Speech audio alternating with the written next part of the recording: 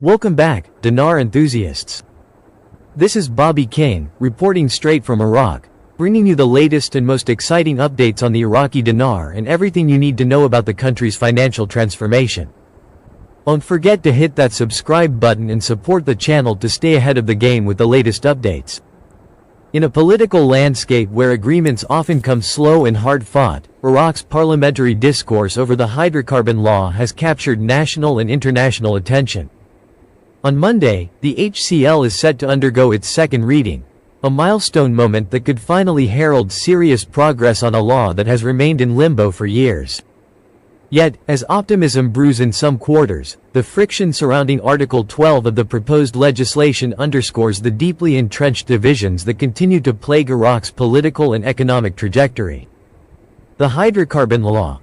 A brief overview: the HCL is a pivotal piece of legislation aimed at regulating Iraq's oil and gas sector, ensuring equitable distribution of revenue among regions, and fostering transparency.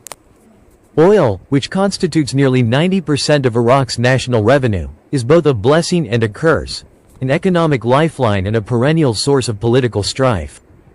The law is critical for addressing disputes between the federal government and the Kurdistan Regional Government, KRG, over the management and revenues of oil resources.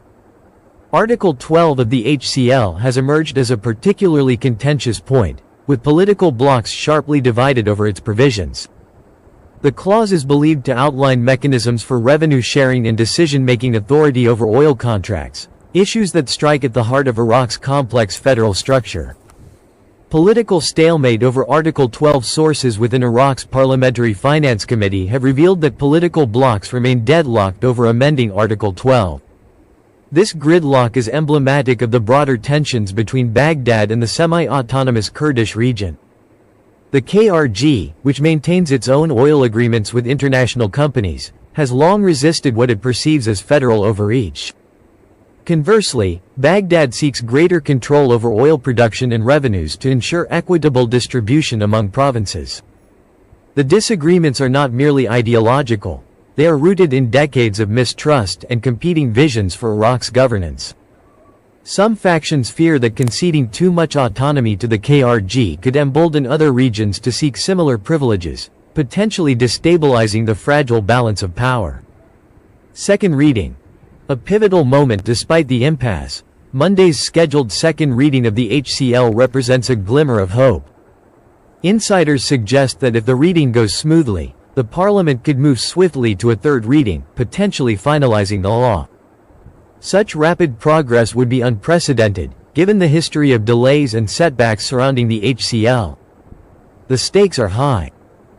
Finalizing the HCL would not only address long-standing grievances between Baghdad and Erbil but also send a powerful signal to investors and the international community about Iraq's commitment to economic reform and stability.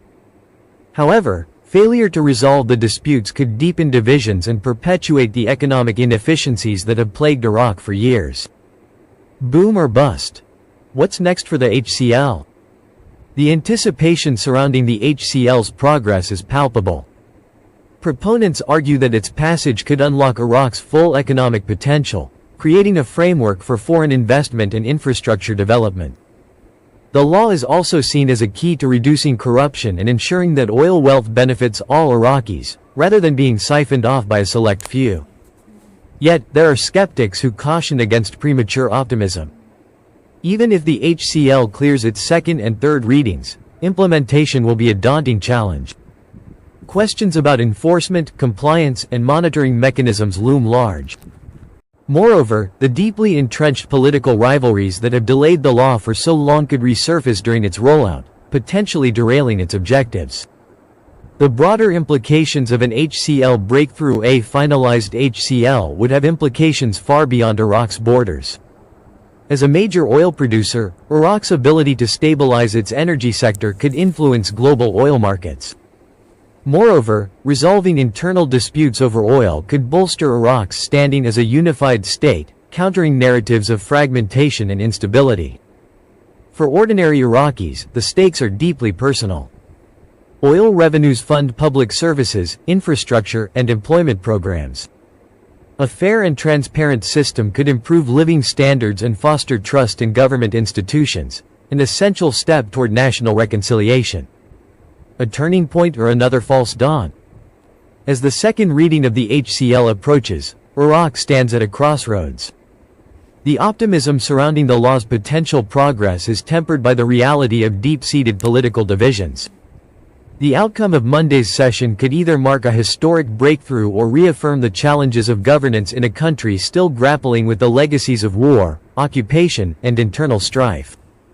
The coming days will be decisive. If the HCL clears its second reading and moves to a swift third, Iraq could be on the verge of a transformational moment. Boom, as some have put it. However, if the deadlock over Article 12 persists, it will serve as a sobering reminder of the hurdles that remain.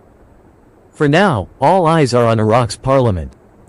The stakes could not be higher, and the outcome will shape the country's trajectory for years to come.